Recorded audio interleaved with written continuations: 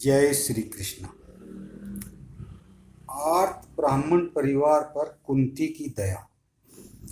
वैशंपायन जी बोले, युधिष्ठिर आदि पांचों भाई अपनी माता कुंती के साथ एक चक्रा नगरी में रहकर तरह तरह के दृश्य देखते हुए विचरने लगे।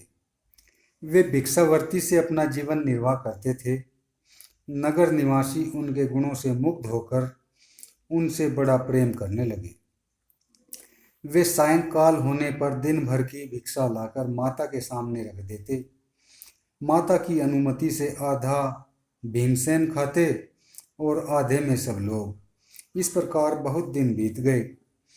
एक दिन और सब लोग तो भिक्षा के लिए चले गए थे, परंतु किसी कारणवश भीमसेन माता के पास ही रह गए थे। उसी दिन ब्राह्मण के घर में करुण क्रंदन होने लगा। वे लोग बीच बीच में विलाप करते और रोते जाते। यह सब सुनकर कुंती का सौहार्दपूर्ण हृदय दया से द्रवित हो गया। उन्होंने भीमसेन से कहा, बेटा, हम लोग ब्राह्मण के घर में रहते हैं और ये हमारा बहुत सत्कार करते हैं। मैं प्राय यह सोचा करती हूँ कि इस ब्राह्मण का कुछ न कुछ उपकार करना चाहिए। कृतज्ञता ही मनुष्य का जीवन है। जितना कोई अपना उपकार करे उससे बढ़कर उसका करना चाहिए। अवश्य ही इस ब्राह्मण पर कोई विपत्ति आ पड़ी है। यदि हम इसकी कुछ सहायता कर सके तो उऋण हो जाएं। भीमसेन ने कहा, माँ, तुम ब्राह्मण के दुख और दुख के कारण का पता लगा लाओ। मैं उनके लिए कठिन से कठिन काम भी करूँगा। कुंती जल्दी से ब्राह्मण के घर में गई, मानो गाय अपने बंधे बछड़े के पास दौड़ी गई हो। उन्होंने देखा कि ब्राह्मण अपनी पत्नी और पुत्र के साथ मुंह लटकाकर बैठा है और कह रहा है, धिक्कार है मेरे इस जीवन को, क्योंकि यह सारहीन, व्यर्थ, दुखी और पराधीन है। जीव अकेला ही धर्म, अर्थ और काम का भोग करना चाहता है। इनका वियोग होना ही उसके लिए महान दुख है। अवश्य ही मोक्ष सुख स्वरूप है, परंतु मेरे लिए उसकी कोई संभावना नहीं है। इस आपत्ति से छूटने का न तो कोई उपाय देखता और न मैं अपनी पत्नी और पुत्र के साथ भाग ही सकता। तुम मेरी जितेंद्रिय एवं धर्मात्मा सहचरी हो। देवताओं ने तुम्हें मेरी सखी और सहारा बना दिया। मैंने मंत्र पढ़कर तुमसे विवाह किया है। तुम कुलीन, शीलवती और बच्चों की माँ हो। तुम सती, साध्वी और मेरी हितैषिणी हो। राक्षस से अपने जीवन की रक्षा के लिए मैं तुम्हें उसके पास नहीं भेज सकता। पति की बात सुनकर ब्राह्मणी ने कहा, स्वामिन, आप साधारण मनुष्य के समान शोक क्यों कर रहे हैं? एक न एक दिन सभी मनुष्यों को मरना ही पड़ता है। फिर इस असंभावी बात के लिए शोक क्यों किया जाए? पत्नी, पुत्र अथवा पुत्री सब अपने ही लिए होते हैं। आप विवेक के बल से चिंता छोड़िए, मैं स्वयं उसके पास जाऊंगी। पत्नी के लिए सबसे बढ़कर यही सनातन कर्तव्य है कि वह अपने प्राणों को न्यौछावर करके पति की भलाई करे। मेरे इस काम से आप सुखी होंगे और मुझे भी परलोक में सुख तथा इस लोक में यश मिलेगा। मैं आपके धर्म और लाभ की बात कहती हूँ। जिस उद्देश्य से विवाह किया जाता है वह अब पूरा हो चुका है। आपके मेरे गर्भ से एक पुत्र और एक पुत्री है। आप इन बच्चों का जैसा पालन पोषण कर सकते हैं वैसा मैं नहीं कर सकती। यदि आप नहीं रहेंगे तो मेरे प्राणेश्वर, मेरे जीवन सर्वस्व में मैं कैसे रहूँगी और इन बच्चों की क्या दशा होगी? यदि मैं अनाथ और विधवा होकर जीवित भी रहूं तो इन बच्चों को कैसे रखूंगी?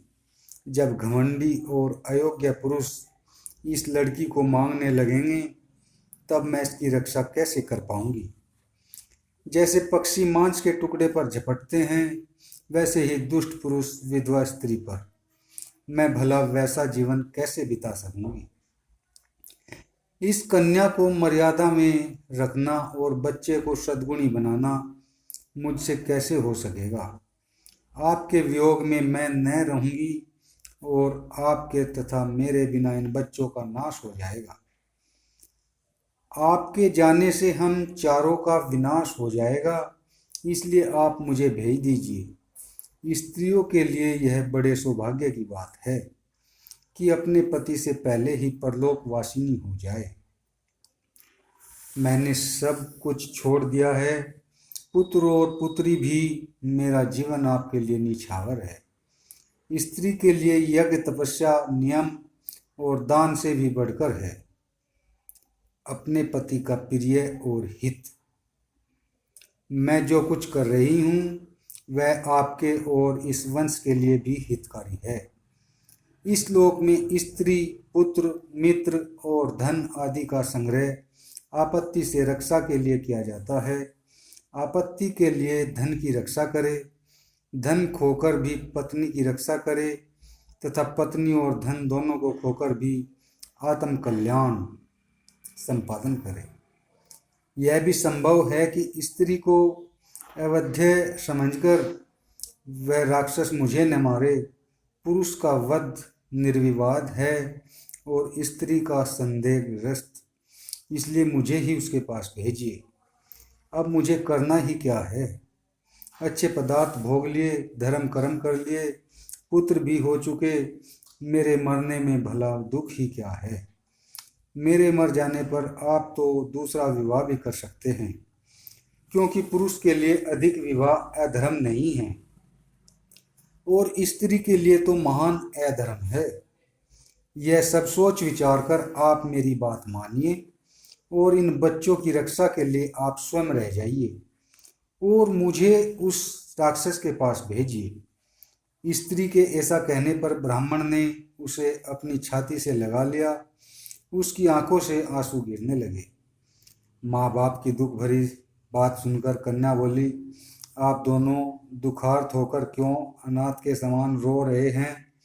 देखिए, धर्म के अनुसार आप दोनों मुझे एक न एक दिन छोड़ देंगे, इसलिए आज ही मुझे छोड़कर अपनी रक्षा क्यों नहीं कर लेते। लोग संतान इसलिए चाहते हैं कि वह हमें दुख से बचावें। इस अवसर पर आप लोग मेरा सदुपयोग क्यों नहीं कर लेते। आपके परलोकवासी हो जाने पर मेरा यह प्यारा प्यारा छोटा भाई नहीं बचेगा। माँ बाप और भाई की मृत्यु से आपकी वंश परंपरा का ही उच्छेद हो जाएगा। जब कोई नहीं रहेंगे तो मैं भी तो नहीं रह सकूंगी। आप लोगों के रहने से सबका कल्याण हो जाएगा। मैं ही राक्षस के पास जाकर इस वंश की रक्षा करूंगी। इससे मेरा लोक परलोक दोनों बनेंगे। कन्या की यह बात सुनकर माँ बाप दोनों रोने लगे। कन्या भी बिना रोए न रह सकी। सबको रोते देखकर नन्हा सा ब्राह्मण शिशु मिठास भरी तोतली वाणी से कहने लगा, पिताजी, माताजी, बहन मत रो। प्रत्येक के पास जा जाकर वह यही कहने लगा। उसने एक तिनका उठाकर हंसते हुए कहा, मैं इसी से राक्षस को मार डालूंगा। बच्चे की इस बात से उस दुख की घड़ी में भी तनिक प्रसन्नता प्रस्फुटित हो उठी। कुंती यह सब कुछ देख सुन रही थी। वे अपने को प्रकट करने का अवसर देखकर पास चली गई। मुर्दों पर मानो अमृत की धारा उड़ेलते हुए बोली, ब्राह्मण देवता, आपके दुख का क्या कारण है। उसे जानकर यदि हो सकेगा तो मिटाने की चेष्टा करूंगी। ब्राह्मण ने कहा, तपस्विनी, आपकी बात सज्जनों के अनुरूप है, परंतु मेरा दुख मनुष्य नहीं मिटा सकता। इस नगर के पास ही एक बक नाम का राक्षस रहता है। उस बलवान राक्षस के लिए एक गाड़ी अन्न तथा 2 भैंसे प्रतिदिन दिए जाते हैं। जो मनुष्य लेकर जाता है उसे भी वह खा जाता है। प्रत्येक गृहस्थ को यह काम करना पड़ता है, परंतु इसकी बारी बहुत वर्षों के बाद आती है। जो उससे छूटने का यत्न करते हैं वह उनके सारे कुटुंब को खा जाता है। यहाँ का राजा यहाँ से थोड़ी दूर वेत्र की यग्रह नामक स्थान में रहता है। वह अन्यायी हो गया है और इस विपत्ति से प्रजा की रक्षा नहीं करता। आज हमारी बारी आ गई है। मुझे उसके भोजन के लिए अन्न और एक मनुष्य देना पड़ेगा। मेरे पास इतना धन नहीं कि किसी को खरीद कर दे सकूं और अपने सगे संबंधियों को देने की शक्ति नहीं है। अब अपने छुटकारे का कोई उपाय न देखकर मैं अपने सारे कुटुंब के साथ जाना चाहता हूँ। वह दुष्ट सभी को खा डालेगा। कुंती ने कहा, ब्राह्मण देवता, आप न डरे और न शोक करें। उससे छुटकारे का उपाय मैं समझ गई। आपके तो एक ही पुत्र और एक ही कन्या है। आप दोनों में से किसी का जाना भी मुझे ठीक नहीं लगता। मेरे 5 लड़के हैं, उनमें से एक पापी राक्षस का भोजन लेकर चला जाएगा।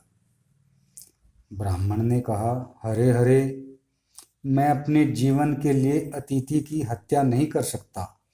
अवश्य ही आप बड़ी कुलीन और धर्मात्मा हैं, तभी तो ब्राह्मण के लिए अपने पुत्र का भी त्याग करना चाहती हैं। मुझे स्वयं अपने कल्याण की बात सोचनी चाहिए। आत्मवध और ब्राह्मणवध के विकल्प में मुझे तो आत्मवध ही श्रेष्ठ कर जान पड़ता है। ब्रह्म हत्या का कोई प्रायश्चित नहीं। अनजान में भी ब्रह्म हत्या करने की अपेक्षा अपने को नष्ट कर देना उत्तम है।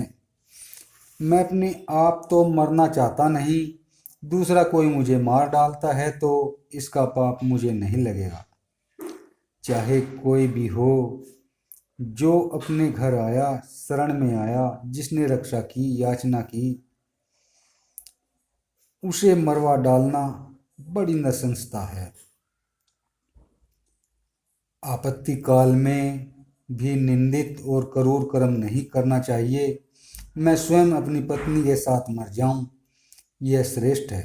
परंतु ब्राह्मणवध की बात तो मैं सोच भी नहीं सकता। कुंती ने कहा, ब्राह्मण, मेरा भी यह दृढ़ निश्चय है कि ब्राह्मण की रक्षा करनी चाहिए। मैं भी अपने पुत्र का अनिष्ट नहीं चाहती हूँ, परंतु बात यह है कि राक्षस मेरे बलवान, मंत्रसिद्ध और तेजस्वी पुत्र का अनिष्ट नहीं कर सकता। वह राक्षस को भोजन पहुंचाकर भी अपने को छुड़ा लेगा, ऐसा मेरा दृढ़ निश्चय है। अब तक न जाने कितने बलवान और विशालकाय राक्षस इसके हाथों मारे गए हैं। एक बात है, इसकी सूचना आप किसी को न दें, क्योंकि लोग यह विद्या जानने के लिए मेरे पुत्रों को तंग करेंगे। कुंती की बात से ब्राह्मण परिवार को बड़ी प्रसन्नता हुई। कुंती ने ब्राह्मण के साथ जाकर भीमसेन से कहा कि तुम यह काम कर दो। भीमसेन ने बड़ी प्रसन्नता के साथ माता की बात स्वीकार कर ली। जिस समय भीमसेन ने वह काम करने की प्रतिज्ञा की, उसी समय युधिष्ठिर आदि भिक्षा लेकर लौटे। युधिष्ठिर ने भीमसेन के आकार से ही सब कुछ समझ लिया। उन्होंने एकांत में बैठकर अपनी माता से पूछा, माँ, भीमसेन क्या करना चाहते हैं? यह उनकी स्वतंत्र इच्छा है या आपकी आज्ञा? कुंती बोली, मेरी आज्ञा। युधिष्ठिर ने कहा, माँ, आपने दूसरे के लिए अपने पुत्र को संकट में डालकर बड़े साहस का काम किया है। कुंती ने कहा, बेटा भीमसेन की चिंता मत करो, मैंने विचार की कमी से ऐसा नहीं किया। हम लोग यहाँ इस ब्राह्मण के घर में आराम से रहते हैं, उससे उऋण होने का यही उपाय है। मनुष्य जीवन की सफलता इसी में है कि वह कभी उपकारी के उपकार को न भूले, उसके उपकार से भी बढ़कर उसका उपकार कर दे। भीमसेन पर मेरा विश्वास है। पैदा होते ही वह मेरी गोद से गिरा था, उसके शरीर से टकराकर चट्टान चूर चूर हो गई। मेरा निश्चय विशुद्ध धार्मिक है। इससे प्रत्युपकार तो होगा ही, धर्म भी होगा। युधिष्ठिर बोले, माता, आपने जो कुछ समझ बूझ कर किया है वह सब उचित है। अवश्य ही भीमसेन राक्षस को मार डालेंगे, क्योंकि आपके हृदय में ब्राह्मण की रक्षा के लिए विशुद्ध धर्म भाव है। किंतु ब्राह्मण से यह अवश्य कह देना चाहिए कि नगर निवासियों को यह बात मालूम न होवे। यह कहकर युधिष्ठिर ने और कुंती ने भीम को वहां भेजने के लिए तैयार किया। जय श्री कृष्णा।